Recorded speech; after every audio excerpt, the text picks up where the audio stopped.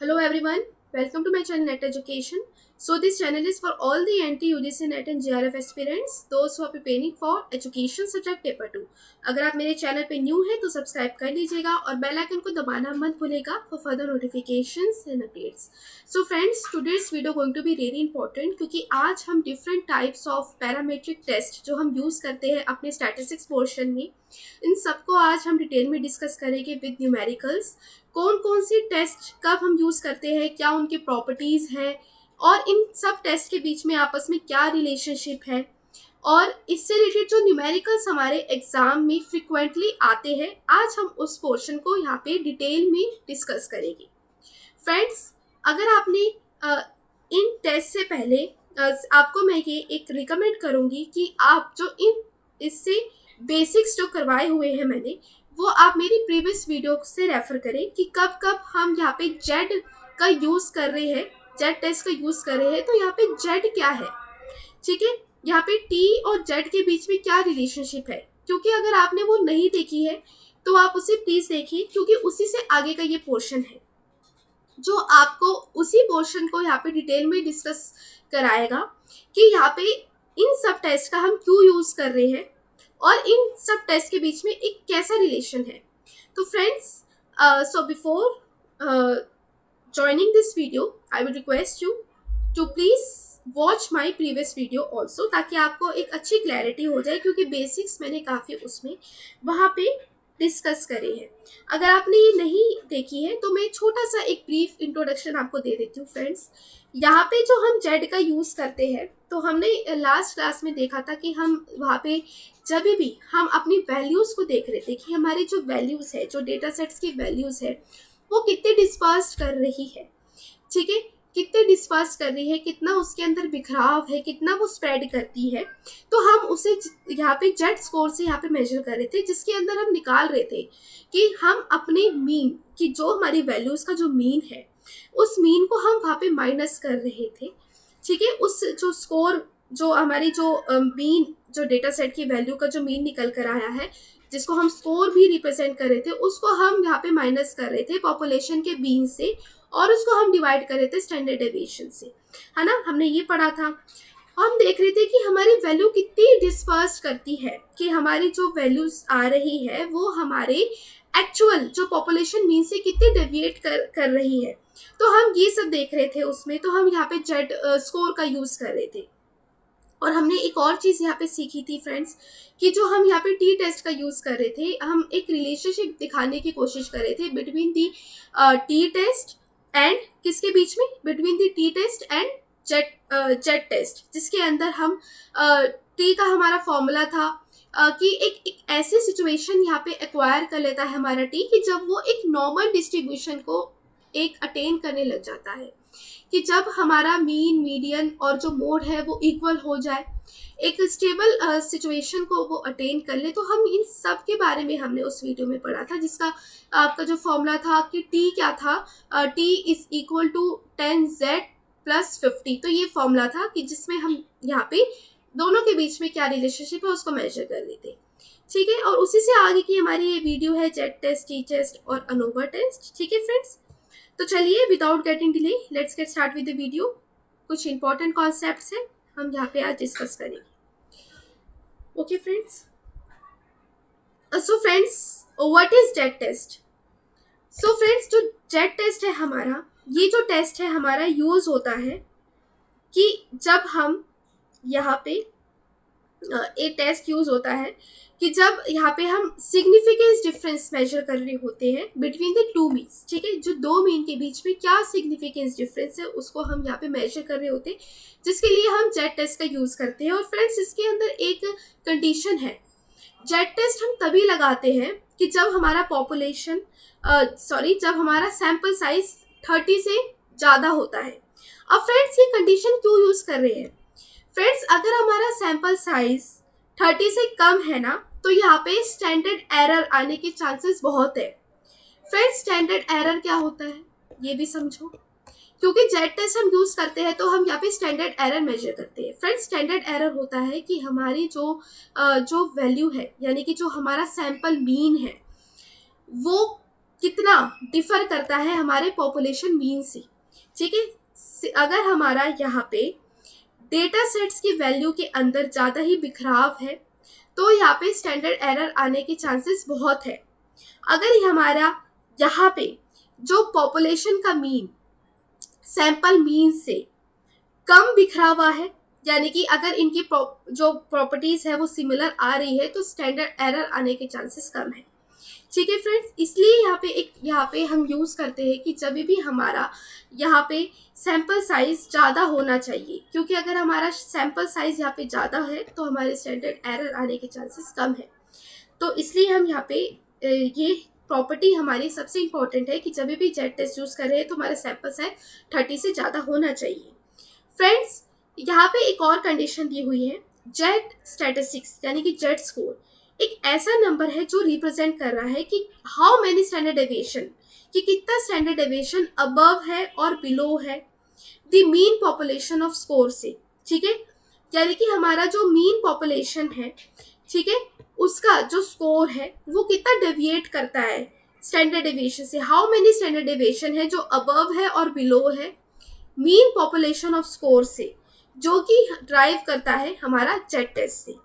और friend, Z test होता है हमारा एक तरह का ये हाइपोथेसिस टेस्ट होता है जो कि फिगर आउट करता है कि हमारा जो रिजल्ट है वो कितना वैलिड निकल कर आ रहा है और कितना उसके अंदर रेप्लिकेबिलिटी है, कितना वैलिड है कि मतलब हमारे जो रिजल्ट्स निकल कर आ रहे हैं वो एक्यूरेट है कि नहीं। और अगर हम इस पर्टिकुलर टेस्ट को यूज़ करेंगे तो जो हमारे रिजल्ट्स आ रहे हैं वो रेप्लिकेबल है कि नहीं, कि बार बार वही रिजल्ट निकल कर आ रहे हैं कि नहीं। तो इन सब के लिए हम यहाँ पे जेड टेस्ट का यूज़ करते हैं फ्रेंड्स। और देखते हैं एग्जाम्पल के थ्रू। इसमें आपको एग्जाम्पल लिखा हुआ है कि if someone said that they have found a new drug, अगर एक मार्केट में एक नया ड्रग आया है जो कि कैंसर को क्योर कर रहा है। अब आप देखना चाहते हैं कि ये जो मेरा ये ड्रग निकल कर आया है ये कितना यहाँ पे ट्रू है, कितना वो इफेक्टिव रिजल्ट निकल कर आएगा। तो इन सब के लिए हम जेड टेस्ट का यूज़ करते हैं। अगर हमारा हाइपोथेसिस यहाँ पे सही बता रहा है कि जेड हमारा क्यूरेबल है, कैंसर को क्योर कर सकता है कि नहीं, तो यहाँ पे सही होगा, वैलिड रिजल्ट निकल कर आएगा। अगर वो इफेक्टिव ही नहीं है तो यहाँ पे वो हमें वैलिड रिजल्ट नहीं दे पाएगा। ठीक है फ्रेंड्स। और फिर जेड टेस्ट हमारा तब यूज़ होता है जब हमारा यहाँ पे नॉर्मल डिस्ट्रीब्यूट होता है, जब हमारा डेटा नॉर्मल डिस्ट्रीब्यूटेड होता है। ठीक है, तो ये सब कुछ प्रॉपर्टीज थी जो हम जेड टेस्ट के लिए यूज़ कर रहे थे फ्रेंड्स। अब फ्रेंड्स, यहाँ पे हम कब कब रन कर सकते हैं अपना जेड टेस्ट। ठीक है, कब कब हम अपना जेड टेस्ट है वो रन कर सकते हैं। तो फ्रेंड्स, यहाँ पे कुछ सिचुएशंस हैं कि जब हमारा सैंपल साइज ग्रेटर देन 30 हो, ठीक है, ग्रेटर देन 30 हो, तब हम यहाँ पे यूज़ कर सकते हैं। यहाँ पे हमारा डेटा पॉइंट्स है यहाँ पे इंडिपेंडेंट होना चाहिए, हर एक दूसरे से इंडिपेंडेंट होना चाहिए। अगर अदर वर्ड्स पे देखें तो यहाँ पे जो हमारा एक डेटा पॉइंट है वो दूसरे से रिलेट नहीं करना चाहिए, तभी जाके हम यहाँ पे जेड टेस्ट का यूज़ कर सकते हैं। ठीक है, और हमारे यहाँ पे क्योंकि ये एक यहाँ पे प्रोबेबिलिटी है, मतलब यहाँ पे आपका पैरामीट्रिक टेस्ट है जेड टेस्ट, तो हमारा जो सैंपल होना चाहिए ना वो हमें प्रोबेबिलिटी के थ्रू यहाँ पे कलेक्ट करना चाहिए। ठीक है, रैंडमली सिलेक्ट करना चाहिए, तो ही हम यहाँ पे जेड टेस्ट का यहाँ पे यूज कर सकते हैं। ठीक है फ्रेंड्स, ताकि हर एक पर्सन का यहाँ पे इक्वल चांस हो आपके डेटा के अंदर आने में। ठीक है, हर एक पर्सन को इक्वल चांस दिया जाए कि आपके वो डेटा के अंदर आ पाए, तो इसलिए यहाँ पे रैंडम सिलेक्शन होना चाहिए, जो कि पैरामीट्रिक टेस्ट को यूज करने की एक कंडीशन भी है। ठीक है, और फ्रेंड्स यहाँ पे आपको एक फॉर्मूला होता है, ये हमने लास्ट क्लास में क्या देखा था, हमने यहाँ पे देखा था कि जब हम यहाँ पे जेड स्कोर निकाल रहे थे, कि जब यहाँ पे एग्रीगेट कर रहे थे टोटल वैल्यूज की, जो कि टोटल डेटा सेट्स की वैल्यू है उसका हम मीन निकाल रहे थे, स्कोर निकाल रहे थे, उसको पॉपुलेशन मीन से हम यहाँ पे माइनस कर रहे थे और यहाँ पे डिवाइड कर रहे थे किससे, सिग्मा से, यानी कि स्टैंडर्ड डेविएशन से। ये हमने जेड स्कोर निकाला था। अब फ्रेंड्स, जो जेड टेस्ट है ना, इसके अंदर हम यहाँ पे स्टैंडर्ड एरर भी यहाँ पे यूज करते हैं। अभी मैंने आपको स्टैंडर्ड एरर बताया था फ्रेंड्स। स्टैंडर्ड एरर क्या था फ्रेंड्स, कि जब यहाँ पे हम कंपेयर कर रहे हैं किसके बीच में, कंपेयर कर रहे हैं कि जब हम यहाँ पे सैंपल जो मीन है, मेरा सैंपल मीन है और पॉपुलेशन मीन, इन दोनों के बीच में कितना डेविएशन निकल कर आ रहा है। ठीक है, अगर यहाँ पे दोनों के बीच में कम डेविएशन निकल कर आ रहा है, यानी कि सैंपल मीन हमारी जो पॉपुलेशन की मीन को रिप्रेजेंट कर रहा है, तो हमारा स्टैंडर्ड एरर यहाँ पे कम होगा। लेकिन अगर यहाँ पे दोनों ही ज्यादा है, अगर इन दोनों के बीच में डिफरेंस यहाँ पे ज्यादा निकल कर आ रहा है, तो यानी कि स्टैंडर्ड एरर उतना ही ज्यादा होगा। ठीक है, तो इसलिए यहाँ पे फ्रेंड्स हम यहाँ पे सिग्मा को यानी कि स्टैंडर्ड डेविएशन को यहाँ पे डिवाइड कर लेते हैं, किससे, हमारा रूट ऑफ एन से। ठीक है, रूट ऑफ एन से यहाँ पे हम इसको डिवाइड कर लेते हैं। एन हमारे यानी कि नंबर ऑफ वैल्यूज कितनी है हमारी, हम उसका रूट निकाल लेते हैं, जो कि इतना पोर्शन आपके स्टैंडर्ड एरर को यहाँ पे डिस्क्राइब कर रहा होता है। ठीक है फ्रेंड्स, अब यहाँ पे आपको बताया गया है कि हम यहाँ पे जेड टेस्ट का क्यों यूज कर रहे हैं, कि जब हम यहाँ पे सैंपल मीन के बीच में और पॉपुलेशन के मीन के बीच में हम कंपेयर कर सके, और फ्रेंड्स यहाँ पे हमारे कंपेयर कर सके दो सैंपल मीन के बीच में। फ्रेंड्स ये तो आपको एक सैंपल मीन का आपको बता रहा है ना, ये जो कंडीशन आपको एक सैंपल के बारे में बता रहा है। लेकिन जब क्या करें उस स्टेज में कि जब हमारे पास दो या दो से ज्यादा सैंपल हो, तो फ्रेंड्स हम इस फॉर्मूला का यूज करते हैं। ठीक है, और फ्रेंड्स यहाँ पे ना जितने भी स्टैटिस्टिकल्स है, अगर आप जितने भी आप पीएचडी कर रहे हैं, तो आप जब अपने डेटा को एनालिसिस करते हैं, तो आपके सामने कई सारी कंडीशंस आती है, और उन कंडीशंस के बेसिस पर ही आप अपने टेस्ट का चुनाव करते हैं कि कौन सा टेस्ट मैं यूज करूंगा जो कि मेरे को एक अच्छा रिजल्ट निकाल कर दे पाए। तो फ्रेंड्स आपको इन सब सिचुएशन को ध्यान में रखना होगा। फ्रेंड्स ये मैं क्यों कह रही हूँ, क्योंकि जब भी आप पीएचडी के इंटरव्यू में जाते हैं, तो आपसे वो कुछ रैंडम क्वेश्चंस पूछ सकते हैं कि जेड टेस्ट का यूज कब करें, और यहाँ पे कभी भी एक ऐसी सिचुएशन आपके सामने आ सकती है कि जब वो आपसे एक रैंडम प्रॉपर्टीज पूछ पाए। तो फ्रेंड्स आपको इन सब के जो बेसिक्स क्लियर होने चाहिए। ठीक है, आप इन सब प्रॉपर्टीज के बारे में पता होना चाहिए कि कब हम इन टेस्ट का यूज कर रहे हैं। और फ्रेंड्स ये बहुत इंपॉर्टेंट है। अब जब भी आपको एक सैंपल हो आपके पास, तो एक सैंपल है तो आप ये सिंपल फॉर्मूला लगा सकते हैं। ठीक है, जो कि आप स्कोर है, स्कोर का जो मीन है उसको आप माइनस कर रहे हैं पॉपुलेशन के मीन से, उसको आप डिवाइड कर रहे हैं बाय द स्टैंडर्ड एरर। लेकिन फ्रेंड्स दूसरी तरफ जब आप क्या करें कि जब आपके पास दो सैंपल हो, दो सैंपल की मीन आपके सामने हो, तो आप इस फॉर्मूला का यूज कर सकते हैं। ठीक है फ्रेंड्स, कि जब एक सैंपल का मीन आप माइनस करें दूसरे सैंपल के मीन से, आप उसको माइनस करेंगे पॉपुलेशन के मीन से, और यहाँ पे दूसरे पॉपुलेशन के मीन से, और यहाँ पे आप स्टैंडर्ड एरर है उसे आप यहाँ पे डिवाइड कर देंगे। और फ्रेंड्स यहाँ पे पूरे में रूट क्यों लिया है मैंने, पूरे में रूट लिए क्योंकि ये रूट से तो रूट कट ही जाएगा, है ना। ठीक है, ये तो आप स्क्वायर से ये कट ही जाएगा, तो यहाँ पे आप निकाल सकते हैं, और ये आपका स्टैंडर्ड एरर हो जाएगा। ठीक है, तो इस तरीके से आप यहाँ पे इस फॉर्मूले का यूज करते हैं कि जब आप कंपेयर कर रहे हैं दो सैंपल मीन में, और आप कंपेयर कर रहे हैं सैंपल प्रोपोर्शन को विद पॉपुलेशन प्रोपोर्शन से। फ्रेंड्स प्रोपोर्शन यानी कि उसकी प्रोबेबिलिटी, उसकी पॉसिबिलिटी, प्रोपोर्शन कितना है, तो ये हम यूज करते हैं। ठीक है, तो फ्रेंड्स आपको समझ आया होगा कि हम कब कब जेड टेस्ट का यूज कर रहे हैं, क्या उसकी प्रॉपर्टीज है, कब हम यूज करते हैं कि जब हमारा यहाँ पे एक हो सैंपल, और कब हम यहाँ पे यूज करें कि जब हमारे पास दो सैंपल हो, उनके बीच में हमें कंपैरिजन करना हो, तो हमें कौन सा फॉर्मूला यूज करना है, क्या प्रॉपर्टीज है, आपको ये समझ आ गया होगा। ठीक है फ्रेंड्स, अब हम यहाँ पे बारी आती है कि हम रन कैसे कर सकते हैं इस टेस्ट को, क्या कंडीशन है कि हम कब इसको रन करें अपने टेस्ट में। तो फ्रेंड्स कोई भी यहाँ पे आप सबसे पहले कोई भी टेस्ट लगाने से पहले आप अपने यहाँ पे प्रॉब्लम को डिफाइन करते हैं कि मेरी पर्टिकुलर प्रॉब्लम है क्या। प्रॉब्लम को सबसे पहले आप डिफाइन करते हैं। ठीक है फ्रेंड्स, अब यहाँ पे एक प्रॉब्लम है, आपको एक प्रॉब्लम देती हूँ मैं, कि आप यहाँ पे देखना चाहते हैं कि जो पैंडेमिक सिचुएशन में जो ऑनलाइन लर्निंग हो रही है, उसका जो इफेक्ट पड़ रहा है वो बच्चों पे कैसा पड़ रहा है। ठीक है, उसका इफेक्ट बच्चों पे कैसा पड़ रहा है, आप ये से मेजर करना चाहते हैं कि आपकी प्रॉब्लम है। आप उससे रिलेटेड हाइपोथेसिस जनरेट करते हैं।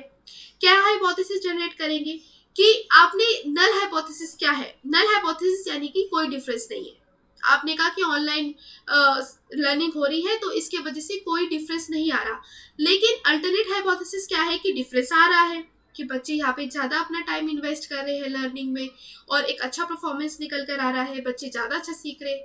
ठीक है, तो आपने क्या करा, कोई भी प्रॉब्लम है उसको आपने डिफाइन करा, फिर बाद में जाके आप उसको नल हाइपोथेसिस और अल्टरनेटिव हाइपोथेसिस आपने क्रिएट कर दी। फिर बाद में जाके आप यहाँ पे जेड वैल्यू निकाल रहे हैं। ठीक है, जेड वैल्यू निकाल रहे हैं जो क्या था कि जो आपका ऑब्जर्व मीन है, ऑब्जर्व मीन यानी कि फ्रेंड्स जो आपके पास वैल्यूज है उसका आपने मीन निकाला है, उसको आप माइनस कर रहे हैं उसको पॉपुलेशन मीन से, और उसको आप डिवाइड कर रहे हैं स्टैंडर्ड एरर से। ठीक है, आपने ये जेड टेस्ट लगा लिया। ठीक है, आपने करा। स्टैंडर्ड एरर क्या है फ्रेंड्स? स्टैंडर्ड एरर है कि जब हमारा मीन यहाँ पे, स्टैंडर्ड एरर जब हम मीन का मेजर करते हैं कि कितना डिस्पर्जन है आपका सैंपल मीन्स का अराउंड दी पॉपुलेशन मीन का, कितना डिस्पर्स कर रहा है, कि कितना अलग जा रहा है सैंपल मीन का, सैंपल मीन और पॉपुलेशन मीन के बीच में क्या डिफरेंस है। ठीक है, अगर यहाँ पे दोनों ही एक दूसरे को रिप्रेजेंट कर रहे हैं तो स्टैंडर्ड एरर कम है, लेकिन अगर यहाँ पे रिप्रेजेंट नहीं कर पा रहे हैं, पॉपुलेशन मीन सैंपल मीन के बीच में ज़्यादा ही डिस्पर्जन हो रहा है, ज़्यादा ही बिखराव हो रहा है, तो यहाँ पे स्टैंडर्ड एरर उतना ही ज़्यादा होगा। ये इनवर्स रिलेशन है, ये हम सबको पता है। ठीक है, आपको पता चल गया। ठीक है, जब आपने यहाँ पे जेड वैल्यू निकाल ली, फिर आप यहाँ पे लेवल ऑफ सिग्निफिकेंस देखते हैं। अब फ्रेंड्स लेवल ऑफ सिग्निफिकेंस आपको बताया था मैंने। ठीक है, लेवल ऑफ सिग्निफिकेंस यानी कि जो आपके टाइप 1 एरर आने की प्रॉपर्टी को दर्शाता है कि जब आपका यहाँ पे नल हाइपोथेसिस यहाँ पे ट्रू था और आपने रिजेक्ट कर दिया। ठीक है, लेवल ऑफ सिग्निफिकेंस आपको बता रहा है कि क्या एक ऐसा चांस हो सकता है कि मेरा नल हाइपोथेसिस ट्रू है और मैंने उसको रिजेक्ट कर दिया, तो वो मेरा लेवल ऑफ सिग्निफिकेंस हो गया। अब कितने लेवल ऑफ सिग्निफिकेंस में फ्रेंड्स? यहाँ पे 5% का लेवल ऑफ सिग्निफिकेंस है, यानी कि 5% एरर आने के चांसेस है कि जब मैं यहाँ पे नल हाइपोथेसिस को रिजेक्ट कर दूं जब मेरा ट्रू था। ठीक है फ्रेंड्स, ऐसे समझो इसको, लेवल ऑफ सिग्निफिकेंस ऐसे आता है। तो आप क्या करते हैं, ये आप लेवल ऑफ सिग्निफिकेंस मेजर कर रहे हो। फ्रेंड्स यहाँ पे ना जब भी आप यूज करते हैं तो आपको यहाँ पे क्वेश्चन में लिखा होता है कि कितने लेवल ऑफ सिग्निफिकेंस में आपका जो नल हाइपोथेसिस है वो रिजेक्ट होएगा या एक्सेप्ट होगा। तो ये सारी की सारी आपको क्वेश्चन में लिखा होता है, ये प्रॉपर्टीज होती है। ठीक है फ्रेंड्स, स्टैटिस्टिक्स में हम यूज करते हैं। फ्रेंड्स इसी का उल्टा क्या था, लास्ट क्लास में बताया था, इसी का उल्टा था कॉन्फिडेंस लेवल। कॉन्फिडेंस लेवल यानी कि आप अगर आपका लेवल ऑफ सिग्निफिकेंस यानी कि एरर आने के चांसेस 5% है, लेकिन अगर आप यहाँ पे कॉन्फिडेंस है कि आपका जो रिजल्ट निकल कर आएगा तो वो 95 है, कि जब आप अपना यहाँ पे जो अल्टरनेट हाइपोथेसिस है उसे आप एक्सेप्ट करें और अपने नल हाइपोथेसिस को रिजेक्ट करें। ठीक है फ्रेंड्स, इन दोनों को समझना बहुत ही मैंडेटरी है।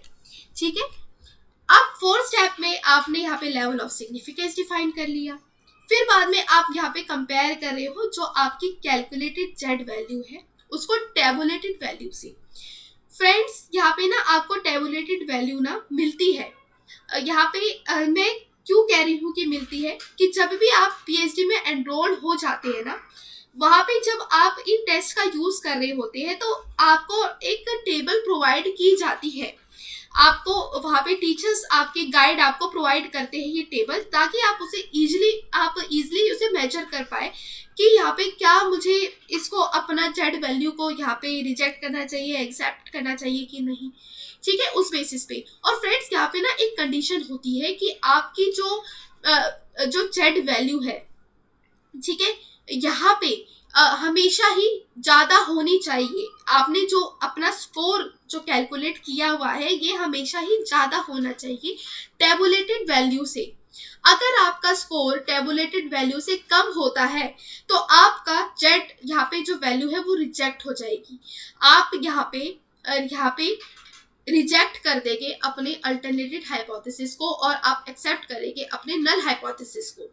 ठीक है फ्रेंड्स, इसी के ऊपर आपका पूरा का पूरा दामोदार बैठा होता है कि कब आपको यहाँ पे एक्सेप्ट करना है अपने नल हाइपोथेसिस को या रिजेक्ट करना है। कि अगर आपकी वैल्यू यहाँ पे जेड वैल्यू आपकी ज़्यादा आ गई तो आप यहाँ पे अपने नल हाइपोथेसिस को रिजेक्ट कर देंगे, लेकिन अगर आपकी जेड वैल्यू कम आ गई तो आप क्या करेंगे, आप यहाँ पे अपने नल हाइपोथेसिस को एक्सेप्ट करेंगे और अपने अल्टरनेट हाइपोथेसिस को रिजेक्ट करेंगे। ठीक है फ्रेंड्स, इसलिए यहाँ पे यूज करते हैं हम जेड वैल्यू का, जो कि आपको बताता है कि कब हमें यहाँ पे एक्सेप्ट करना है कि नहीं। ठीक है फ्रेंड्स, यहाँ पे वही बता रहा है जेड वैल्यू अगर ग्रेटर है तो आप क्या करेंगे, जेड है सिग्निफिकेंट है, अगर सिग्निफिकेंट है यानी कि आप रिजेक्ट करेंगे नल हाइपोथेसिस को और एक्सेप्ट करेंगे अल्टरनेट हाइपोथेसिस को। इसी तरह से फ्रेंड्स हम यहाँ पे मेजर करते हैं। और फ्रेंड्स यहाँ पे आपको आई होप समझ आया होगा कि हम कैसे यहाँ पे रन कर सकते हैं जेड टेस्ट। सबसे पहले आप अपने प्रॉब्लम को डिफाइन करते हैं, नल हाइपोथेसिस अल्टरनेटिव हाइपोथेसिस को बनाते हैं, फिर आप उसे मेजर करते हैं कि जब आप मीन जो ऑब्जर्व मीन है यानी कि जो स्कोर का जो मीन है उसको आप माइनस करते हैं पॉपुलेशन मीन के साथ, उसको आप यहाँ पे डिवाइड कर देते हैं बाय द स्टैंडर्ड एरर। जो वैल्यू निकल कर आती है आप उसको फिक्स करते हैं सिग्निफिकेंस लेवल पे। अगर आपकी यहाँ पे वैल्यू ज़्यादा आती है टेबुलेटेड वैल्यू से, जब आप कंपेयर करते हैं तो आप रिजेक्ट कर देते हैं अपना नल हाइपोथेसिस। अगर यहाँ पे कम आती है तो आप अपने यहाँ पे एक्सेप्ट करते हैं नल हाइपोथेसिस को और यहाँ पे रिजेक्ट करते हैं अल्टरनेटिव हाइपोथेसिस को। ठीक है फ्रेंड्स, तो आई होप आपको ये सारी की सारी प्रॉपर्टीज कैसे यूज करते हैं, कब यूज करते हैं, इन सबको समझ आया होगा। ठीक है फ्रेंड्स, आप इन सबको नोट डाउन कर सकते हैं, अपने नोट्स को ईजिली प्रिपेयर कर सकते हैं। और यहाँ पे दो फॉर्मूला आप नोट कर ली जी, जब यहाँ पे आप एक ही सैंपल को पॉपुलेशन सैंपल मीन को दूसरे आप यहाँ पे पॉपुलेशन मीन के साथ कंपेयर कर रहे हैं तो आपका ये वाला फॉर्मूला में लगेगा सिंपल। लेकिन जब आपके पास दो सैंपल है तो आप क्या करें, ये वाला आप यूज कर सकते हैं जो आप मेरे राइट हैंड साइड पे देख सकते हैं कि जब आपके पास दो सैंपल मीन है तो आप उसको कैसे कंपेयर कर सकते हैं, तो आप इसके लिए ये फॉर्मूला यूज कर सकते हैं। ठीक है फ्रेंड्स, चलिए अब फ्रेंड्स यहाँ पे आपका वही आपको कंडीशंस बताई हुई है दो प्रोपोर्शन जेड टेस्ट की, टू प्रोपोर्शन जेड टेस्ट की। ये जो टेस्ट है ये आपका डिफरेंस बता रहा है प्रोपोर्शंस में। टू प्रोपोर्शन जेड टेस्ट है वो हमारा हमेशा ही यूज होता है कि जब हम दो प्रोपोर्शंस को यहाँ पे कंपेयर कर पाए। ठीक है फ्रेंड्स, यहाँ पे दो प्रोपोर्शंस को यहाँ पे कंपेयर कर पाए। ठीक है, ताकि हम देख पाए कि इसमें ये सेम आता है कि नहीं। ठीक है, यहाँ पे अगर नल हाइपोथेसिस का अगर हम टेस्ट कर रहे हैं और यहाँ पे हमारा प्रोपोर्शन है सेम है, हमने ये मेजर किया और यहाँ पे अल्टरनेट हाइपोथेसिस है, हमने देखा कि प्रोपोर्शन है वो सेम नहीं है, तो हम इस तरीके से यहाँ पे मेजर कर सकते हैं। उसके लिए ये फॉर्मूला होता है। ठीक है फ्रेंड्स, अब फ्रेंड्स यहाँ पे मैंने आपको वही वाला सिचुएशन बताई थी कि कैसे हम अपना जो नल हाइपोथेसिस अल्टरनेटिव हाइपोथेसिस को यहाँ पे डिफाइन करते हैं और कैसे हम कैलकुलेट करते हैं। तो फ्रेंड्स उसी को मैंने यहाँ पे एक न्यूमेरिकल के फॉर्म में लेकर आई हूँ मैं, ताकि आप उसे इजिली सीख पाए कि जब भी आपके पास ऐसी कंडीशन है तो आप कैसे उसे रन कर सकते हैं। उसका आपके पास एग्जाम्पल है। फ्रेंड्स यहाँ पे देखो कि आप टेस्ट कर रहे हो कि दो ड्रग्स है, ए ड्रग और बी ड्रग। अब आप देख रहे हो कि ड्रग ए यहाँ पे वर्क करता है 41 पीपल पर आउट ऑफ सैंपल मीन 195, और आप देख रहे हैं कि यहाँ पे मेरा जो ड्रग बी है ये 351 पीपल पे इफेक्टिव है। अगर यहाँ पे मेरा सैंपल कितना है 605। फ्रेंड्स यहाँ पे ना प्रोपोर्शन है, प्रोपोर्शन यानी कि कितने में से कितना यहाँ पे इफेक्टिव है। अब यहाँ पे कि आपके 100 में से यहाँ पे 95% या मार्क्स आए। ठीक है, तो ये प्रोपोर्शन है कि कितने में से कितना आपका मार्क्स आए, तो ये प्रोपोर्शन आपको यही कहला रहा है। ठीक है, कि जब आप यहाँ पे टेस्ट कर रहे हैं डिफरेंस दो प्रोपोर्शंस के बीच में, जो कि आपको कंपेयर करने के लिए यूज करते हैं। ठीक है, और यहाँ पे फ्रेंड्स आपको दो ड्रग कितनी इफेक्टिव है आपस में, आप इसको कंपेयर करने के लिए आप इस जेड टेस्ट का यूज कर रहे हैं, जिसका अल्फा लेवल यानी कि सिग्निफिकेंस लेवल आपको 5% दिया हुआ है। ठीक है फ्रेंड्स, अब यहाँ पे देखिए दो प्रोपोर्शन आपको दिए हुए, प्रोपोर्शन 1 प्रोपोर्शन 2। यहाँ पे आपको एक दिया हुआ है कि ड्रग ए को कंज्यूम करने वाले कितने थे, किन्होंने कंज्यूम किया, और सैंपल में से 195 में से 41 लोगों के ऊपर यानी 41 लोगों के ऊपर वो यहाँ पे वर्क किया। तो यहाँ पे कितना प्रोपोर्शन निकल कर आया, यानी कि 21% लोगों पे काम किया। दूसरी तरफ आप देख सकते हो 605 में से सैंपल, टोटल सैंपल में से इतने लोगों के ऊपर वर्क किया, तो जिसमें से मेरा प्रोपोर्शन निकल कर आया 58%। ठीक है फ्रेंड्स, अब आपको ये दे दिया। अब आपको क्या करना है दूसरी स्टेज में कि जब आप ओवरऑल सैंपल प्रोपोर्शन को यहाँ पे आप डिफाइन कर रहे हैं, ओवरऑल कैसे निकालेंगे। सो फ्रेंड्स यहाँ पे क्या करेंगे, total number of positive result का आप यहाँ पे दो उसको आप क्या करें, उसको डिनोमिनेटर में रखेंगे टोटल नंबर ऑफ पीपल का, जो कि 2 सैंपल में थे, यानी कि 41 और 351 जो आपको निकल कर आई है, यानी कि 41 लोग जो पूरे सैंपल में से 41 लोग और 195 लोग जो 195 थे इसमें से, या फिर जो ड्रग बी का यूज कर रहे थे उनमें से आप यहाँ पे क्या करोगे, आप इसको डिवाइड करेंगे कि टोटल नंबर ऑफ रिजल्ट्स क्या निकल कर आया, उसको आप डिवाइड करेंगे टोटल नंबर ऑफ सैंपल कितना था। तो आप डिवाइड कर लिया, जिसकी वैल्यू 0.49 निकल कर आ गई। ठीक है, अब फ्रेंड्स यहाँ पे आप इस फॉर्मूले में पुट करेंगे। ठीक है, और फ्रेंड्स मैं आपको ये इसलिए सिखा रही हूँ क्योंकि ये पीएचडी में यूज होता है। ठीक है, हम जब अपने रिजल्ट्स को कैलकुलेट करते हैं तो वहां पे आपको कैलकुलेट करने के लिए आपको करना पड़ता है कि आप रिजल्ट्स निकालोगे कैसे, तो इन सबको आपको पता होना चाहिए। हालांकि ये आपके एग्जाम में आपको बेसिक्स ही पूछेगा, आपको बेसिक निकाल के पूछेगा कि यहाँ पे प्रॉपर्टीज क्या है, फॉर्मूला क्या है, लेकिन जब आप पीएचडी में आप हाई रैंक पे आप चले जाते हैं तो आप इन सबको यूज करना आना चाहिए। तो इसलिए आपको ये फॉर्मूला मैं यहाँ पे पुट करके सिखा रही हूँ कि कैसे पुट करेंगे। ठीक है, अब आप क्या करें, यहाँ पे इंसर्ट करोगे जो आपकी वैल्यूज निकल कर है। सिंपल है फ्रेंड्स, सिंपल है। आप 2 प्रोपोर्शन है जो आपको निकल कर आया था, आप उसको फॉर्मूला याद कर लीजिए, proportion 1 minus proportion 2 minus 0 under the root P, जो आपको निकल कर आया प्रोपोर्शन, उसको आप माइनस करेंगे 1 माइनस प्रोपोर्शन जो आपकी जो वैल्यू निकल कर आई है। ठीक है, यानी कि सैंपल प्रोपोर्शन क्या निकल कर आया है। ठीक है, ओवरऑल सैंपल प्रोपोर्शन, और यहाँ से आप इसको वैल्यू में रख देंगे, यहाँ पे जाके आपकी जेड की वैल्यू निकल कर आ जाएगी 8.99।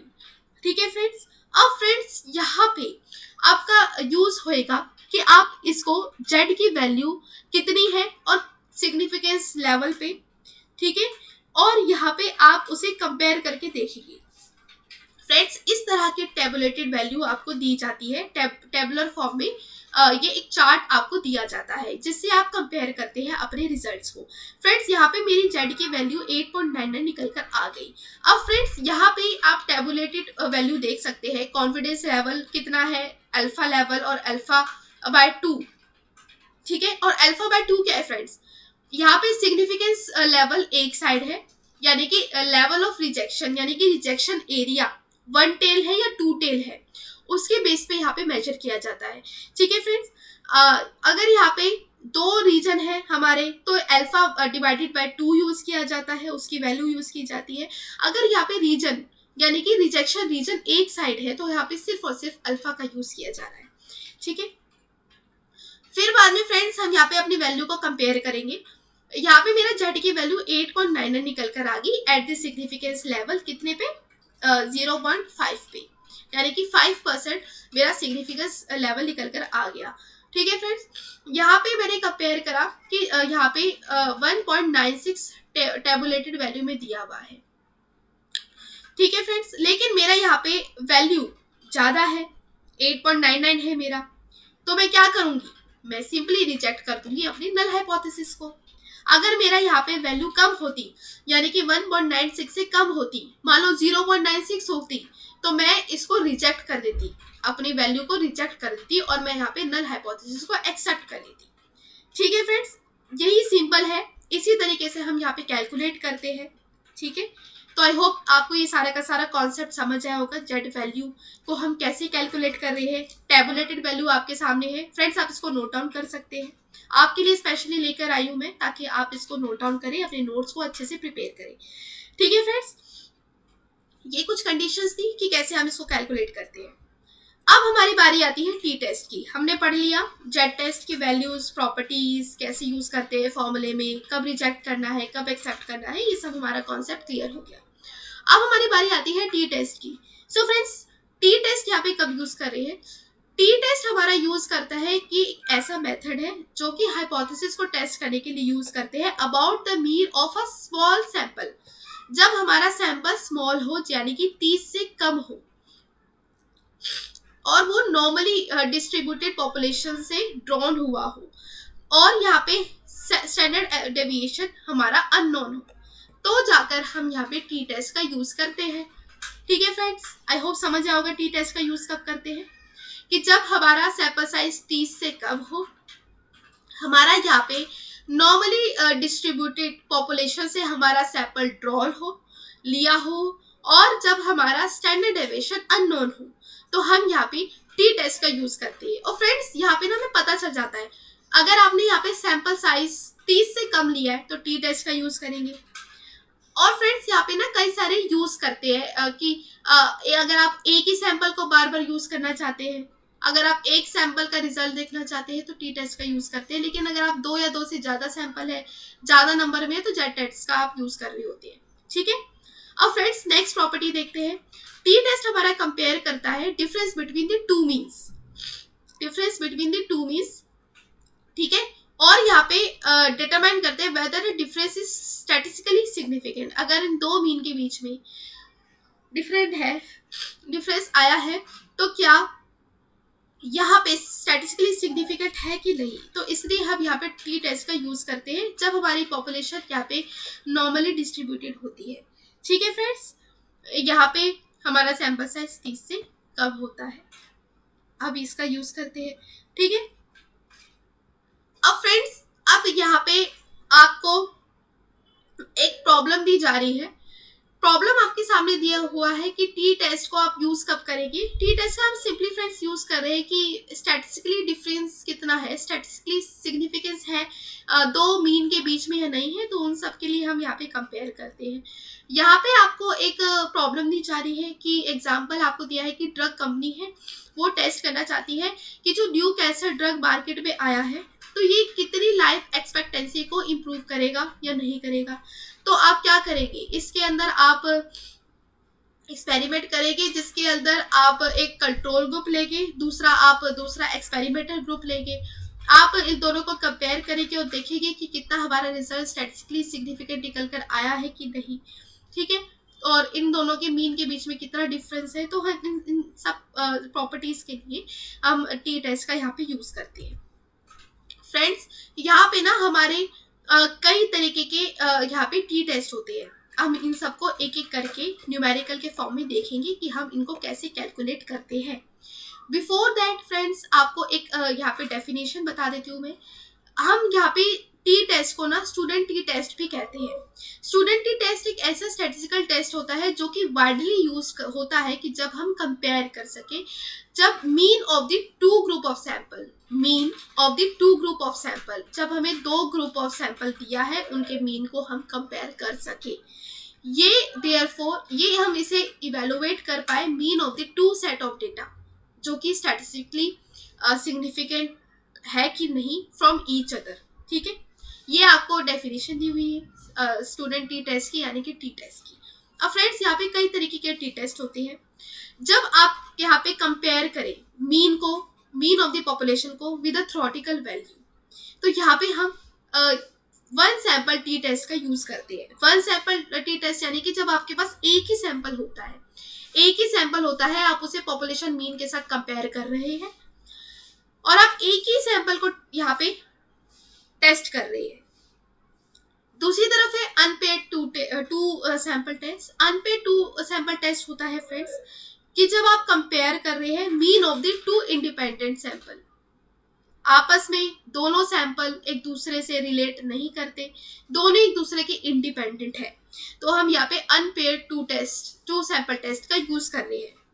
जब यहाँ पे पेयर टी टेस्ट का बारी आती है तो जब हम यहाँ पे कंपेयर करते हैं मीन को बिटवीन टू रिलेटेड ग्रुप, जब हमारे दो कंपेयर कर रहे हैं मीन का जिसके दो ग्रुप आपस में रिलेट करते हैं, तो हम यहाँ पे पेयर टी टेस्ट का यूज कर रहे हैं। ठीक है फ्रेंड्स, अब यहाँ पे वही प्रॉपर्टी आपको घूम फिर के वही बताया हुआ है कि जब हम क्यों क्यों यूज़ कर रहे हैं टी टेस्ट का, तो आप यहाँ से इसका स्क्रीनशॉट ले सकते हैं या फिर वीडियो को पॉज करके आप अपने नोट्स को यहाँ पे बना सकते हैं। वही आपको बताया है जो कि मैंने आपको सारा का सारा वर्बली बता दिया है। और यहाँ पे फ्रेंड्स एक कंडीशन दी है कि आपको वन सैंपल टी टेस्ट जब यूज़ करना चाहिए कि जब आपको यहाँ पे पॉपुलेशन का स्टैंडर्ड डेविएशन यहाँ पे डिफाइंड नहीं है, पता नहीं है, और आपका यहाँ पे सैंपल साइज स्मॉल है। आपको बताया ना कि जब आपको स्टैंडर्ड डेविएशन पॉपुलेशन का पता नहीं है तब हम यहाँ पे टी टेस्ट यूज़ करते हैं। कि जब हमारा सैंपल साइज यहाँ पे कम होता है 30 से तो हम यहाँ पे यूज़ करते हैं। और यहाँ पे हमारा कंडीशन है कि जब हमारा सैंपल है वो नॉर्मल प्रोबेबिलिटी नॉर्मल डिस्ट्रीब्यूशन से ड्रॉन हुआ है तब हम टी टेस्ट का यूज़ करते हैं। तो वही आपको प्रॉपर्टीज दी हुई है। ठीक है फ्रेंड्स। अब फ्रेंड्स यहाँ पे वन सैंपल टी टेस्ट का एग्जांपल आपको बताया हुआ है कि आप कैसे यूज़ करेंगे, कैसे फॉर्मूले में यहाँ पे पुट करेंगे। फ्रेंड्स आपको एक क्वेश्चन दिया जा रहा है, आप सोचिए, आपको यहाँ पे जो जो आपको क्वेश्चन में दिया हुआ है आप उसी हिसाब से रिलेट करके आप देखिए।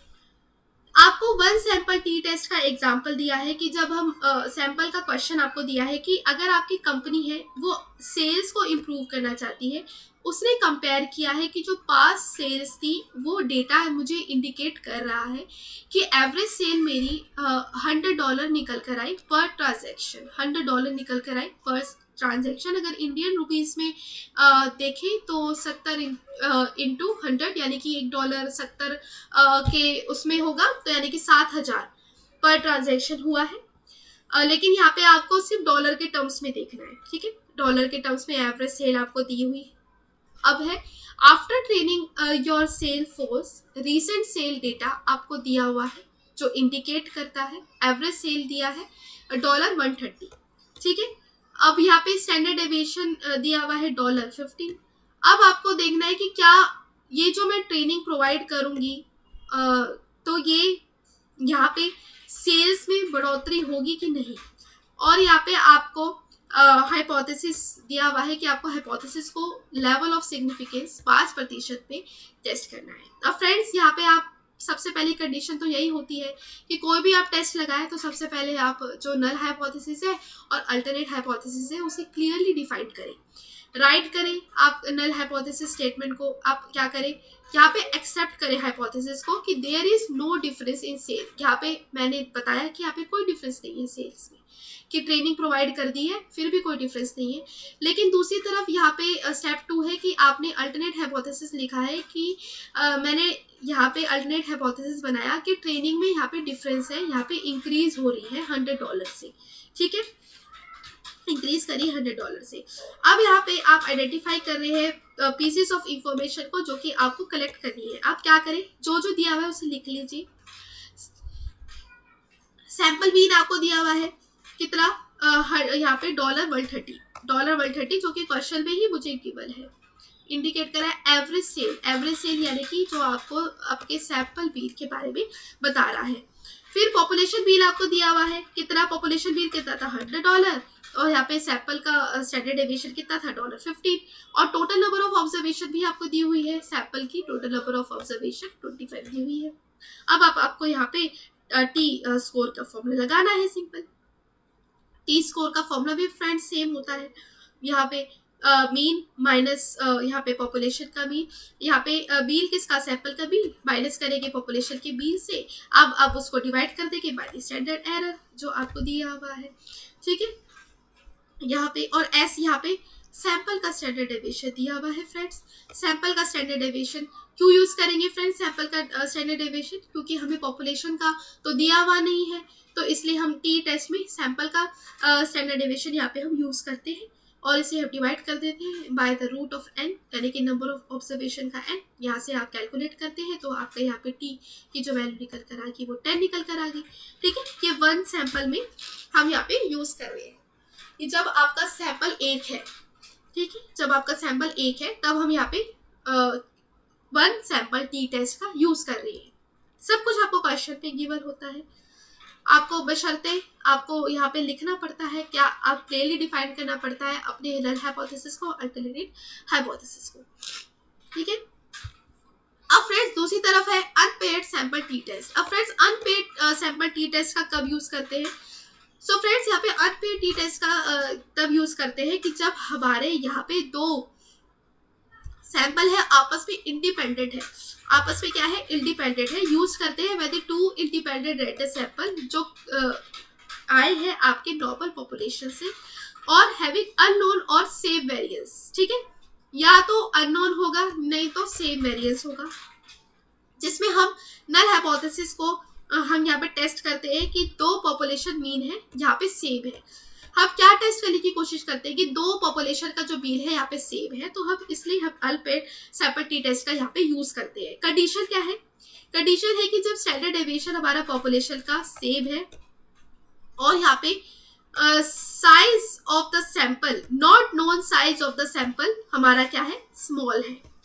ठीक है, और यहाँ पे अजम्पशन है कि पॉपुलेशन हमारी डिस्ट्रीब्यूट करती है नॉर्मली सैंपल में, जो कि ड्रॉन होती है इंडिपेंडेंटली एट अ रैंडम। ठीक है फ्रेंड्स, ये हम यूज करते हैं। अब फ्रेंड्स, यहाँ पे आपका इंडिपेंडेंट सैंपल टी टेस्ट क्या है, मतलब इसको हम अनपेड को इंडिपेंडेंट सैंपल टी टेस्ट भी कहते हैं। ठीक है फ्रेंड्स, यहाँ पे आप इसको कंपेयर करने के लिए आप यूज कर रहे हैं किसके बीच में, कि जब आप यहाँ पे दो सैंपल मीन के बीच में, ठीक है, दो पॉपुलेशन मीन, हम यहाँ पे अजम्पशन निकालते हैं कि दो पॉपुलेशन मीन है हमारे सेम है।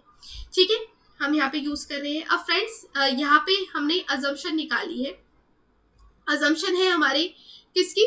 अजम्पशन है हमारी इंडिपेंडेंस की, कि जब आपको दो इंडिपेंडेंट कैटेगोरियल ग्रुप है जो आपको चाहिए, जो कि हमारे इंडिपेंडेंट वेरिएबल है। ठीक है, अब यहाँ पे आप अजम्पशन है कि आपका आप जो डेटा यहाँ पे सिलेक्ट कर रहे हैं, डेटा कलेक्ट कर रहे हैं, वो हमारा नॉर्मली डिस्ट्रीब्यूटेड होना चाहिए।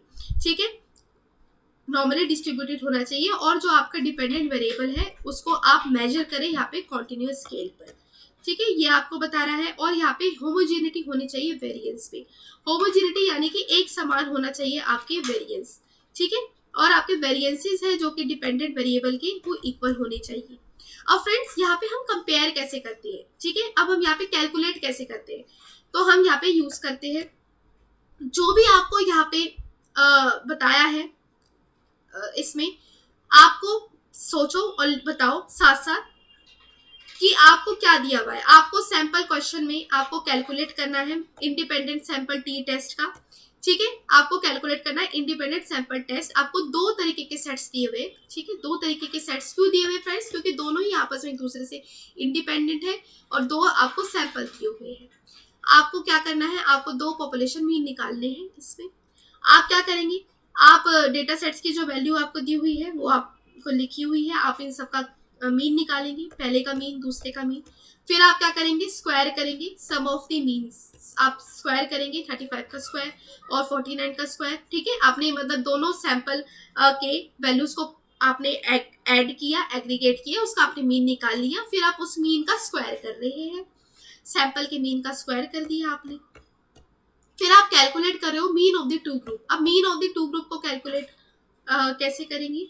कि जब आप यहाँ पे टोटल वैल्यू जो आपको दी हुई है, ठीक है, आपने तो सबसे पहले इन सबको एग्रीगेट कर लिया, जोड़ लिया, जोड़ने के बाद उसको स्क्वायर कर लिया। फिर आप क्या करेंगे? इसके मीन को, यहाँ पे मीन निकालेंगे क्योंकि टोटल ऑफ वैल्यूज मेरी इतनी थी, यहाँ पे बी की टोटल नंबर ऑफ वैल्यूज इतनी थी। फिर आप यहाँ पे स्क्वायर कर रहे हैं इंडिविजुअल स्कोर को, फिर बाद में उसको ऐड कर रहे हैं। ठीक है, अब इसमें हर एक इंडिविजुअल स्कोर को भी ऐड किया जाता है, 1 का स्क्वायर, 2 का स्क्वायर, जो आपको डेटा सेट्स की वैल्यू भी दिया हुआ है ना फ्रेंड्स, इस सबको ऐड किया जाता है, जो कि आपका 145 निकल कर आया है, 290 80 कर कर आया। फिर आप इसको फॉर्मूले में पुट कर देते हैं। फॉर्मूला फ्रेंड्स इसका बड़ा है, टी टेस्ट का फॉर्मूला बड़ा है, कि जब आप अनपेड सैंपल टी टेस्ट का यूज कर रहे हैं तो उसका फॉर्मूला डिफरेंट है, कि population mean of A divide minus करते हैं पॉपुलेशन मीन ऑफ बी। ठीक है, mean of the data set और mean of the data set B. ठीक है, अब आप इसका अंडर द रूट आप क्या करें? समीशन कर रहे हैं ए स्क्वायर का, यानी कि sum of the data of A square. आप उसे क्या कर रहे हैं? उसको आप डिवाइड में करा रहे हैं एन से। एन क्या है आपका? Number of items in the data set of A. ठीक है, और ये इजी है फॉर्मूला। क्या करोगे? टी इज इक्वल टू क्या करेंगे, पॉपुलेशन का यहाँ पे माइनस करेंगे, यहाँ पे पॉपुलेशन मीन पी, ठीक है।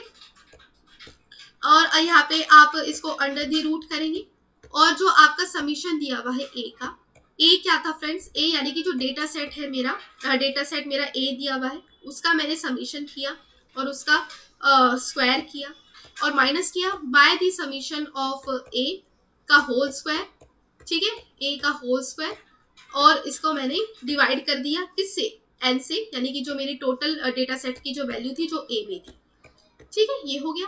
फिर आप इसको ऐसे ही प्लस कर दीजिए किससे, दूसरे वाले उससे, दूसरे वाले यानी कि डेटा सेट वैल्यू जो कि सेम यहाँ पे आपको निकल कर आएगा, ठीक है।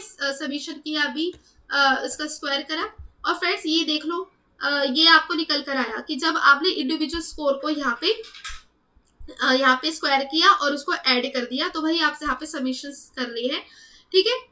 और इस तरह से आप उसे फॉर्मूले में पुट कर देगी। मेरे पास यहाँ पे वो जगह नहीं है, तो इसलिए मैंने यहाँ पे इस फॉर्मूले के अंदर लिख दिया पूरा, तो आप इस फॉर्मूले को यहाँ से रेफर कर सकते हैं, ठीक है फ्रेंड्स। ये आपको सब कुछ दिया हुआ है। यहाँ पे सिग्मा ए स्क्वायर क्या है कि सब ऑफ द डेटा ऑफ ए, जिसको आपने स्क्वायर किया। सिग्मा बी क्या है, सिग्मा बी का होल स्क्वायर क्या है, सिग्मा बी का होल स्क्वायर यानी कि जब सम ऑफ द डेटा कर रहे हो ऑफ बी, और यहाँ पे मीन म्यू ए क्या है, म्यू ए है हमारा mean of the data set of A, mu B है mean of the data set of B. Summation कर रहे हैं ए स्क्वायर का कि sum of the square of data set A, और आप बी कर रहे हो sum of the square of data set of B, और नंबर ऑफ आइटम्स है और इसे नंबर ऑफ आइटम्स बी, ठीक है। ये आपको दिया हुआ है, आपने फॉर्मूले में पुट किया। फॉर्मूले में पुट करने के बाद आपने पूरा कैलकुलेट किया, आपकी वैल्यू निकल कर आई -1.69, -1.69। और फ्रेंड्स यहाँ पे आप माइनस के ये जो साइन है इसको इग्नोर भी कर सकते हैं। अब बताओ इग्नोर क्यों कर सकते हैं, वो मैं आपको अभी बताती हूँ क्यों करते हैं इसको इग्नोर। फ्रेंड्स अब जब आपने इतना कैलकुलेट कर लिया, फिर हमारी बारी आती है डिग्री ऑफ फ्रीडम की, ठीक है, डिग्री ऑफ फ्रीडम की। क्योंकि यहाँ पे हमारी डिग्री ऑफ फ्रीडम कैसे निकालते हैं, जो यहाँ पे वैल्यू होती है उसको आप माइनस कर देते हैं 1 से, ठीक है। जो भी मान लो आपके पास वैल्यू होती है उसको डेटा सेट की वैल्यू है उसके आप माइनस कर देते हैं 1 से। अब फ्रेंड्स डिग्री ऑफ फ्रीडम क्या है, डिग्री ऑफ फ्रीडम यानी कि आपकी चूज करने की प्रोबेबिलिटी, कि आपको कितनी फ्रीडम है चूज करने की। अब फ्रेंड्स ये देखिए, एक क्लास में यहाँ पे कितने बच्चे हैं, मान लो यहाँ पे 20 बच्चे हैं, 20 बच्चे हैं वो क्लास, और यहाँ पे 20 बच्चे हैं और वो क्लास के अंदर भी 20 डेस्क है। यहाँ पे पहले में से यहाँ पे 20 बच्चों में से 19 बच्चे, 20 बच्चों में से 19 बच्चों के पास पूरे के पूरे चांसेस होते हैं कि वो उस 20 डेस्क को चूज कर सके। मतलब यहाँ पे कोई भी चूज कर सके, वो उसकी प्रोबेबिलिटी है कि चाहे वो फर्स्ट पे बैठे, सेकंड पे बैठे, थर्ड पे बैठे, फोर्थ पे बैठे, तो ये उनके पास प्रोबेबिलिटी है, चूज करने की फ्रीडम है। लेकिन जो लास्ट का जो बच्चा बचता है, यानी कि जो 20वां बच्चा बचता है, उसके पास तो सिर्फ 20वां ही डेस्क बचेगा, मतलब विदाउट एनी चॉइस उसको वही सिलेक्ट करना पड़ेगा। इसी तरह से हमारी डिग्री ऑफ फ्रीडम होती है। डिग्री ऑफ फ्रीडम यानी कि आपकी चूज करने की यहाँ पे फ्रीडम, आपकी प्रोबेबिलिटी, जिसके अंदर हम टोटल वैल्यूज को यहाँ पे माइनस कर देते हैं 1 से, ठीक है। तो यहाँ पे हमारी डिग्री ऑफ फ्रीडम निकल कर आती है। समझ आया डिग्री ऑफ फ्रीडम क्या है, ठीक है, ये हम निकल कर आया।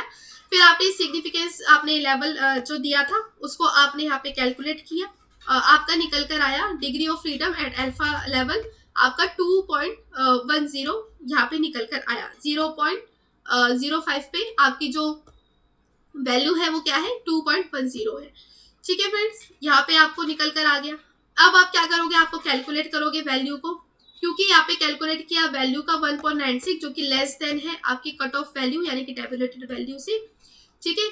तो आप क्या करेंगे, यहाँ पे अगर आप रिजल्ट निकालेंगे तो कैसे निकालेंगे कि जो आपकी प्रोबेबिलिटी है वो 0.5 से ज़्यादा है और जो पी वैल्यू है हमारी वो ग्रेटर देन है अल्फा वैल्यू से। तो यहाँ पे हम कुछ कंक्लूड नहीं कर सकते कि that there is a difference between the means. अगर आपके यहाँ पे रिजल्ट ज़्यादा निकल कर आता ना, तो हम यहाँ पे कंक्लूड कर सकते कि दो मीन के बीच में डिफरेंस है। लेकिन यहाँ पे आपकी वैल्यू ही कम निकल कर आ गई, तो आप क्या करेंगे, आपके पास कुछ रिजल्ट को कंक्लूड करने का कोई चांस बचा ही नहीं, ठीक है। तो फ्रेंड्स ऐसे हम यहाँ पे कैलकुलेट करते हैं अनपेड सैंपल टी टेस्ट, ठीक है फ्रेंड्स। आई होप ये आपको समझ आया होगा कब कब हम यूज कर रहे हैं, और ये फ्रेंड्स बहुत ही इंपॉर्टेंट है। अब फ्रेंड्स जल्दी से यहाँ पे ना हम पेयर टी टेस्ट देख लेते हैं, फिर हम अनोवा करेंगे। ठीक है, पेयर टी टेस्ट क्या है? So friends pair T test हम यूज कर रहे हैं कि जब आप यहाँ पे कंपेयर कर रहे हो दो मीन को जो कि सैंपल आपका रिलेट करते हैं आपस में, टू रिलेटेड सैंपल है, उनके लिए आप पेयर टी टेस्ट का यूज कर रहे हैं। ठीक है फ्रेंड्स, यहाँ पे हम इसको टेस्ट को डिपेंडेंट टी टेस्ट भी कह सकते हैं, रिपीटेड मेजर टी टेस्ट भी कहते हैं और पेयर टी टेस्ट कहते हैं। कंडीशन यहाँ पे आती है कि when T test is used to compare the means of two related sample. ठीक है, two related sample, that is when you have the values for the same sample. Okay friends, अब फ्रेंड्स यहाँ पे मेजरमेंट यहाँ पे लिया जाता है at two different times. Example pre test and post test square with an intervention administered between the two time points। अब friends यहाँ पे दो रिलेटेड सैंपल है, एक सैंपल को आपने पहले टेस्ट किया और उसी को आपने बाद में टेस्ट किया, उसे इंटरवेंशन देने से पहले, उसे ट्रीटमेंट देने से पहले बाद में टेस्ट किया। फ्रेंड्स दो सैंपल आपस में रिलेट करते हैं, वही सैंपल है। ठीक है, पहले भी वही है, दूसरे भी वही है, दो सैंपल है। अब दो सैंपल की मीन को यहाँ पे कंपेयर कर रहे हैं जो आपस में रिलेट करते हैं, तब हम यहाँ पे पेयर टी टेस्ट का यूज करते हैं। ठीक है फ्रेंड्स, यही कंडीशन है फ्रेंड्स, ये फॉर्मूला है आपका कि हम यहाँ पे पेयर टी टेस्ट को कैसे मेजर करते हैं। तो आप ये देख सकते हो डी क्या है यहाँ पे, डी यानी कि standard error, standard deviation divide कर रहे हो यहाँ पे उसके एरर से। ठीक है, तो हम यहाँ पे यूज करते हैं इसका। फ्रेंड्स ये भी बहुत ही इजी है, ये आपको फॉर्मूला दिया है पेयर टी टेस्ट के लिए। ठीक है, पेयर टी टेस्ट के लिए कि जब आप क्या कर रहे हो, आपके पास दो सैंपल है, दो सैंपल से स्कोर्स आपको यहाँ पे लिखे हुए हैं, जैसे कि मैंने लिखे हैं टेबुलेटेड फॉर्म में।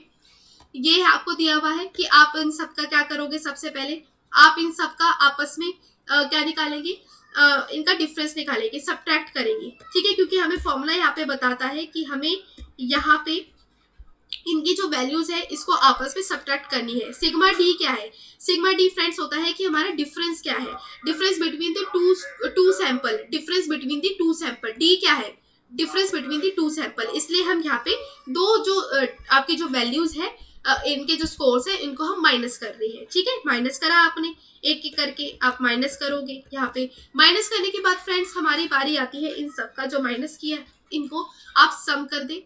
ठीक है, एड अप कर दे आप इन सारे के सारे, इसका सम कर दे। सम करने के बाद आपका जो वैल्यू निकल कर आई है, फिर आप क्या करें, आप इसका स्क्वायर करें।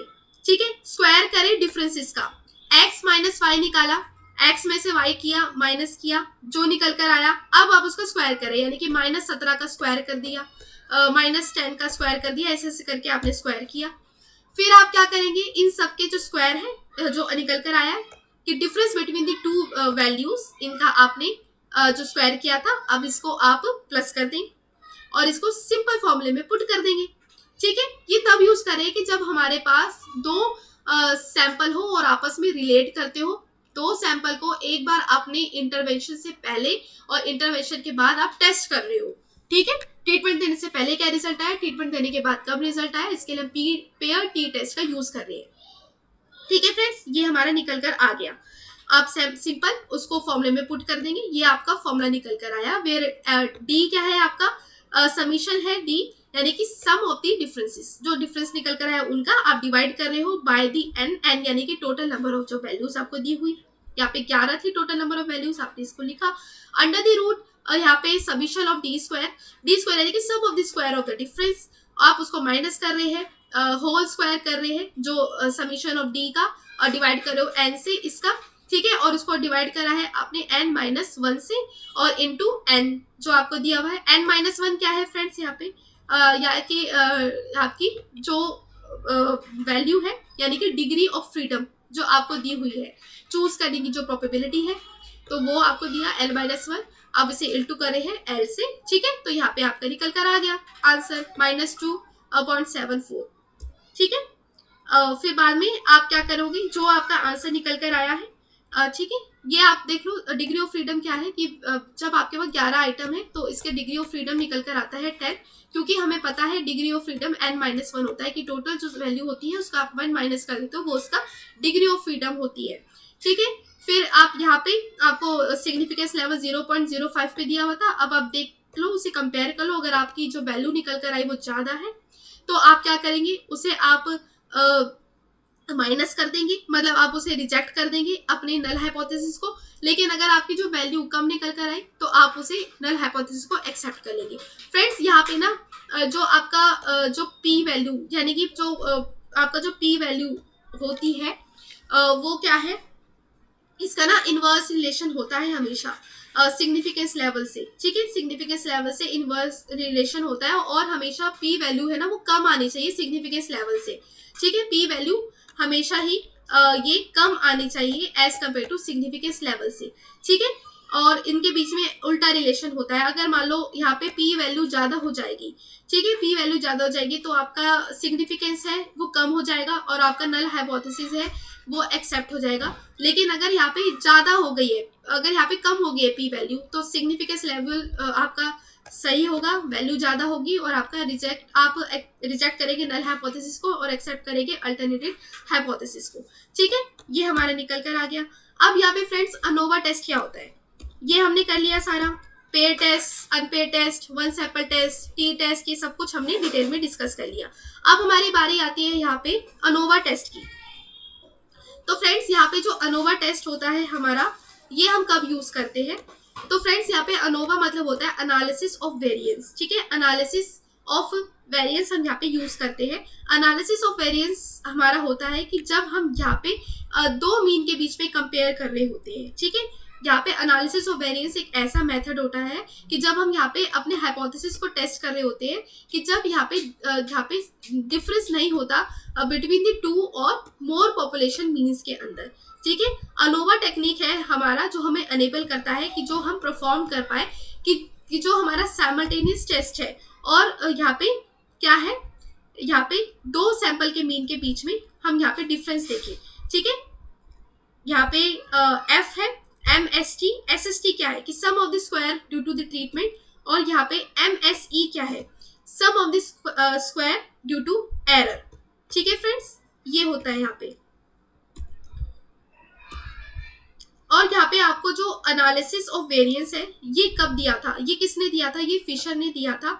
फिशर ने हमें एनालिसिस ऑफ वेरिएंस दिया था, अनोवा दिया था कि जब आपके पास दो या दो से ज्यादा यहाँ पे आपके पास सैंपल है और आप उन्हें कंपेयर करना चाहते हैं, आप उसे देखना चाहते हैं कि बिटवीन द मीन क्या निकल कर आएगा और यहाँ पे विद इन द मीन, यानी कि विद इन द मीन हमारी जो रो वैल्यूज है इन दोनों के बीच में क्या रिजल्ट निकल कर आएगा। और यहाँ पे एनालिसिस ऑफ वेरिएंस हमारा एक ऐसा मेथड होता है जिसको हम टेस्ट करते हैं अपने हाइपोथेसिस को कि जब यहाँ पे कोई डिफरेंस नहीं होता बिटवीन दी टू और मोर पॉपुलेशन मीन के बीच में। ठीक है, बिटवीन दी टू और मोर जो पॉपुलेशन है इन दोनों के बीच में कोई डिफरेंस नहीं होता। और अनोवा टेस्ट हमारा फ्रेंड्स हम यूज करते हैं, हम इसे परफॉर्म करते हैं कि जब हम कंपेयर कर पाए दो टाइप्स ऑफ वेरिएशन के बीच में।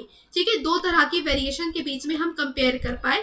ठीक है, दो तरीके की वेरिएशंस के बीच में हम कंपेयर कर पाए। कौन कौन सी दो वेरिएशन के बीच में फ्रेंड्स, एक वेरिएशन होता है मेरा between the sample, between the sample, और दूसरा होता है friends with in the sample, variation with in the sample. मतलब यहाँ पे सैंपल के बीच में कितना वेरिएशन है, ठीक है, बिटवीन दी सैंपल, और यहाँ पे with in the sample, with in कितना यहाँ पे वेरिएशन है। तो इस सब के लिए हम यहाँ पे यूज करते हैं अनोवा का टेस्ट।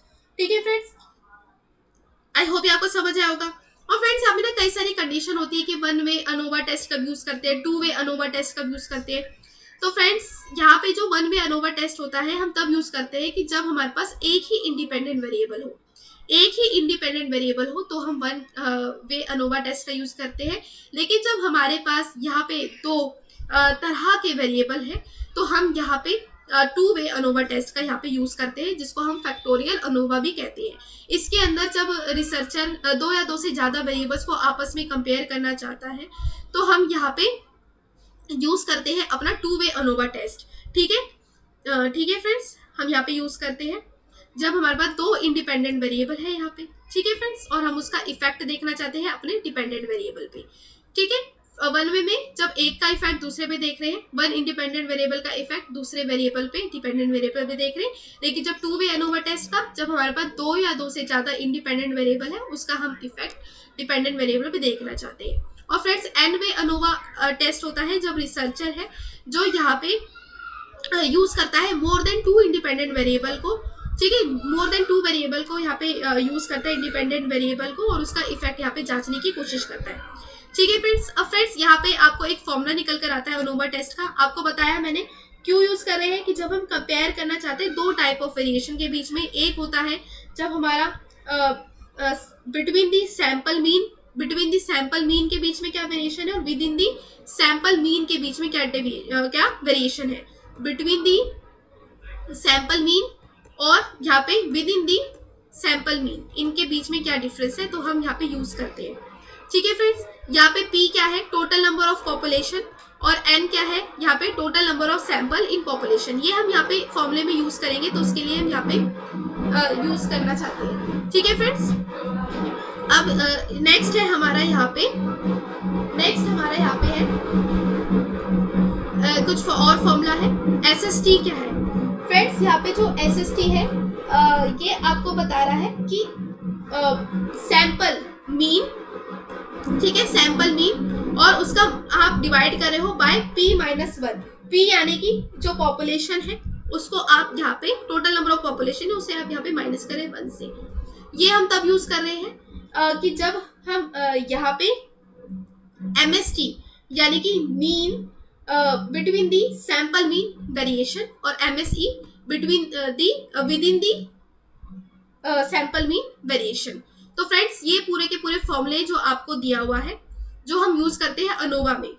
ठीक है फ्रेंड्स, और यहाँ पे फ्रेंड्स एक और फॉर्मूला यूज होता है कि जब आपको यहाँ पे समीशन निकालना होता है एन का, एन यानी कि टोटल जो आपके पास नंबर ऑफ ऑब्जर्वेशन होती है उसको यहाँ पे आपको इंटू करना पड़ता है, समीशन ऑफ एन का इंटू करना पड़ता है आपको एक्स से, हाँ ठीक है, एक्स से, और यहाँ पे आपको उसको माइनस करना पड़ता है उसके मीन से, मतलब जो वैल्यू है उसको आपको उसके मीन से माइनस करना पड़ता है और उसका होल स्क्वायर निकालना पड़ता है।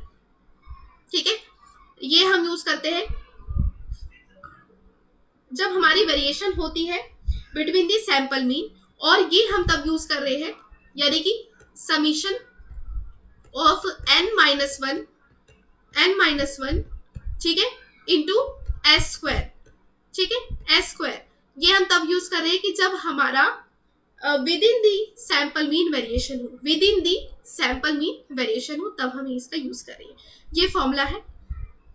ठीक है फ्रेंड्स, आपको क्वेश्चन में दिया होता है ये फ्रेंड्स, ये जो टॉपिक है ना हमेशा क्वेश्चन आपको आता है इससे रिलेटेड, हमारे यहाँ हमारे जो पेपर 2 है ना उसके अंदर हमेशा आता है एजुकेशन में।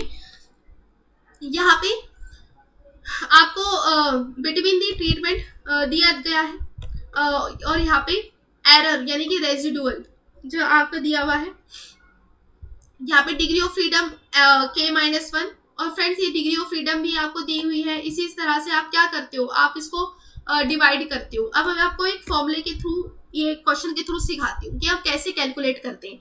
ये फ्रेंड्स ये 2020 का क्वेश्चन है।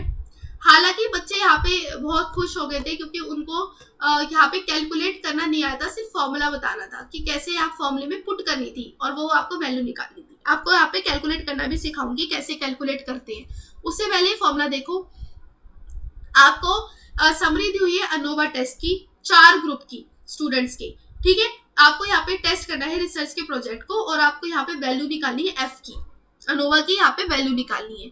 आपको ये टेबुलेटेड फॉर्म में दिया होता है।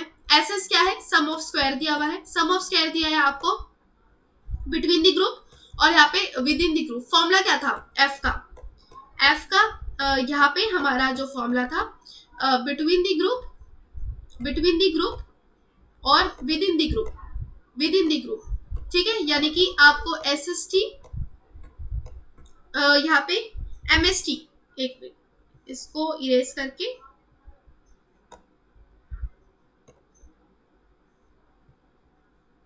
ठीक है, एम आपको जो वैल्यू दी हुई है MST और आप उसे डिवाइड करेंगे MSE। MST यानी कि आपका between the sample mean variation और MSE यानी कि आप with in the sample mean variation. ठीक है, आपको ये दिया हुआ है और एक तरफ आपको डिग्री ऑफ फ्रीडम दी हुई है। ठीक है, और डिग्री ऑफ फ्रीडम आपको दोनों की दी है, बिटवीन दी ग्रुप और विद इन दी ग्रुप। और दूसरी तरफ आपको दिया हुआ है MS यानी कि mean square, mean sum of square. इस क्वेश्चन में फ्रेंड्स यहाँ पे कुछ नहीं करना था, इसमें आपको डिग्री ऑफ फ्रीडम दी हुई थी। आपको क्या करना था, सबसे पहले आप सम ऑफ स्क्वायर निकालते हो। ठीक है, SST निकालते हो। SST कैसे निकालते थे फ्रेंड्स, हम SST निकालते थे, अभी बताया आपको, समीशन करते थे n का, उसका हम m माइनस करते थे, यानी कि x यानी कि जो मेरी वैल्यूज थी उसको, मेरा जो यहाँ पे जो मीन निकालते थे उसको हम माइनस करते थे और उसका स्क्वायर करते थे, ये SST निकालते थे, है ना। और फ्रेंड्स यहाँ पे SSE कैसे निकालते थे, SSE कैसे निकालते थे हम, SSE निकालते थे यहाँ पे, ये देखो फॉर्मूले में समीशन n-1। ठीक है, यहाँ पे क्या करते थे, समीशन n-1 और इसको s स्क्वायर से इंटू करते थे, है ना, s स्क्वायर से यहाँ पे इसको इंटू करते थे। ठीक है, ये हम निकालते थे, फिर जो आता था फिर उसको हम क्या करते थे, उसको हम डिग्री ऑफ फ्रीडम से डिवाइड कर देते थे। ठीक है, और तब जाके जो वैल्यू निकलती थी हमारी, वो हमारी आती थी मीन ऑफ किसका, मीन बिटवीन दी मीन, और डिवाइड कर देते उसका विद इन द मीन। ठीक है, और फ्रेंड्स इसमें आपको कुछ करना ही नहीं था, 76 को आपको डिग्री ऑफ फ्रीडम से डिवाइड करना था, क्योंकि आपको सम ऑफ स्क्वायर तो दिया हुआ है, ये आपका पॉइंट उन्होंने बचा दिया। सम ऑफ स्क्वायर आपको दिया हुआ है बिटवीन दी ग्रुप का 76, इसको आपको डिवाइड करना था 3 से डायरेक्ट। ठीक है, आपका निकल कर आ गया 23.33। दूसरी तरफ है विद इन द मीन करा आपने 122, उसको आपने डिवाइड कर दिया 16 से, आपका डायरेक्ट निकल कर आ गया 7.62। और यहाँ पे आपको पूछना बता रहा था कि इसकी वैल्यू क्या आएगी, तो फ्रेंड्स इसका राइट आंसर क्या था, राइट आंसर हमारा ये था, थर्ड था। ठीक है फ्रेंड्स, ये बहुत इजी क्वेश्चन था, ऐसे ही इसको हम यहाँ पे यूज करते हैं। ठीक है, कि जब हम यहाँ पे डिग्री ऑफ फ्रीडम से यहाँ पे कैसे कैलकुलेट करते हैं, कि हम देखना चाहते हैं कि हमारा जो बिटवीन द मीन कितना वेरिएशन है सैंपल के मीन में, और हमारा with in the mean sample के मीन में कितना वेरिएशन है, तो इसलिए हम अनोवा का टेस्ट का यूज करते हैं। अब फ्रेंड्स दूसरी तरफ है कि जब आपको यहाँ पे खुद कैलकुलेट करना हो आपको, तो आप कैसे करेंगे।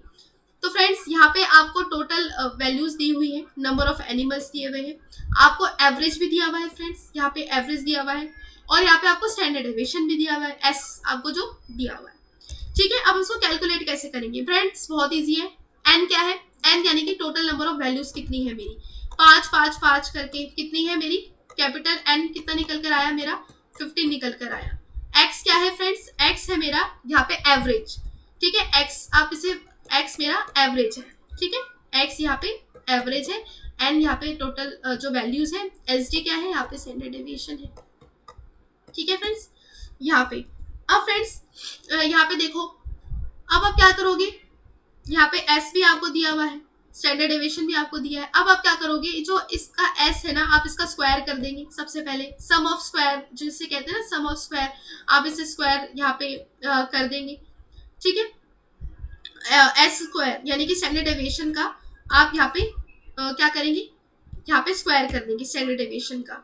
स्टैंडर्ड डेविएशन का जब आप यहाँ पे स्क्वायर कर देंगे तो आपका ये निकल कर आ जाएगा। फिर आप इसका लिखोगे फॉर्मूले में, जो जो दिया है वो लिखो। पी क्या है आपका, पी यानी कि टोटल नंबर ऑफ पॉपुलेशंस कितनी दी हुई है, डॉग की, कैट की और हैमस्टर की, 3 है। एन कितना है आपको, स्मॉल एन यानी कि सैंपल का N, total number of sample 5 है, और लेकिन जब हम इन सब का एग्रीगेट कर देंगे आपस में, तीनों पॉपुलेशन का एग्रीगेट कर देंगे तो 15 है। और एक्स क्या है फ्रेंड्स, एक्स यहाँ पे निकल कर आया है, ये इसका मीन, जो आपको एक्स जो वैल्यू है ना, उसका जो मीन है, इसको आप क्या करोगे, प्लस करोगे, डिवाइड कर दोगे 3 से, 16 निकल कर आया। एसएसटी निकालोगे सबसे पहले, एसएसटी कैसे निकालोगे, summation of N, summation of N कितना था, यहाँ पे 5 था, और यहाँ पे एक्स माइनस मीन यानी कि एक्स यानी कि जो वैल्यू है 12, उसको आप माइनस करेंगे 16 से, 16 क्या था, मीन था, ऐसे से करके आप वैल्यू लगा देंगे, आप करेंगे तो 160। दूसरी तरफ आप एमएसटी निकालेंगे। एमएसटी कैसा होता है, एमएसटी होता है एसएसटी को जब हम डिवाइड कर देते हैं किससे, डिग्री ऑफ किससे, यहाँ पे P-1 से, यानी कि जो हमारी जो वैल्यू है टोटल पॉपुलेशन है उसका आप माइनस कर देते हैं। ठीक है, तो ऐसे करके इसका जो निकल कर आया वो यहाँ पे आ जाएगा। फिर दूसरी तरफ है हमारा यहाँ पे एस एस ई।